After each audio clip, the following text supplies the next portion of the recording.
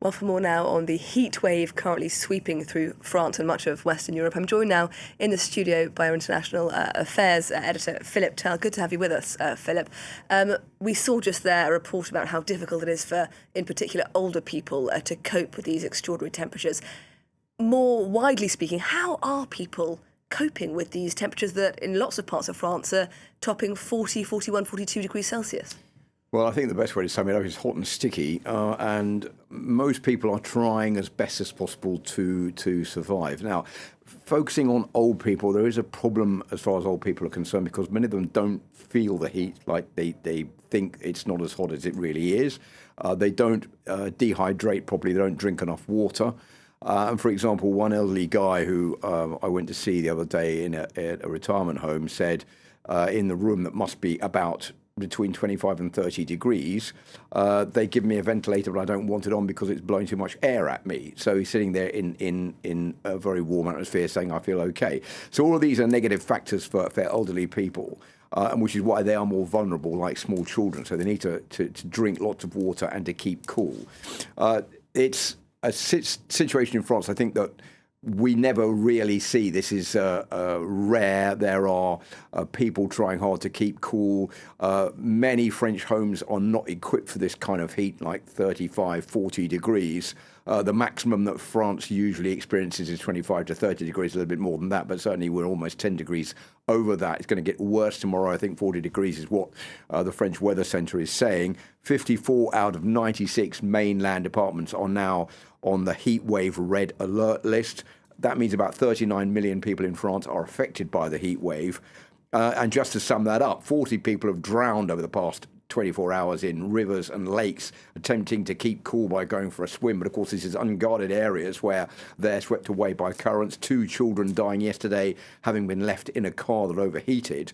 So we're in a particularly difficult situation right now. And the authorities are saying, well, look, we're closing the Louvre Museum in Paris. We're closing the Eiffel Tower early. 1,350 schools have been closed until further notice because of the heat wave. The best thing is not to travel and to stay at home and to work from home and wait for this heat wave to go away. Meanwhile, the UN Secretary-General Antonio Guterres has spoken today. He was talking about the measures we need to take globally to stem global warming. What were the key takeaways from his speech today? It's interesting because we've got the effects of the heat wave, but this is what the cause of the heat wave is what Antonio Guterres has been talking about. This is part of London Climate Action Week, which sort of coincides with this huge heat wave that's affecting the United Kingdom like it is here in France. They're saying in the UK that the current heat wave is beating the great hot summer of 1976, 50 years ago, with some of the records being beaten almost 50 years to the day. So he's saying that basically the world is dangerously, to quote Antonio Guterres, dangerously off track in its efforts to reach the goal of 1.5% of global warming by 2050 and net zero emissions, saying that could now be reached by 2030. So there needs to be more action taken. Faster action on global warming then.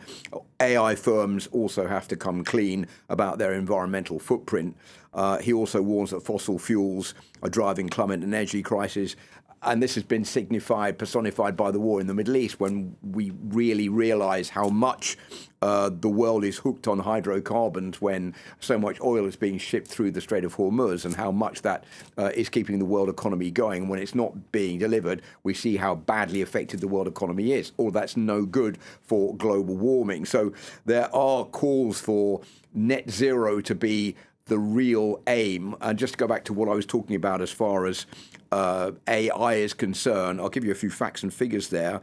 There are vast server warehouses powering AI around the world and other digital services. They're consuming vast amounts of energy and contributing to global warming. And they say that if that is not done, then we are facing another catastrophe in years to come, because they are consuming more greenhouse gases, or giving off more greenhouse gases and oil and gas than many countries around the world, just to keep AI up and running. So that is another call by Antonio Guterres for all of this to become carbon neutral in the years to come. It's a long shot, Haxi. We're nowhere close to reaching those goals right now.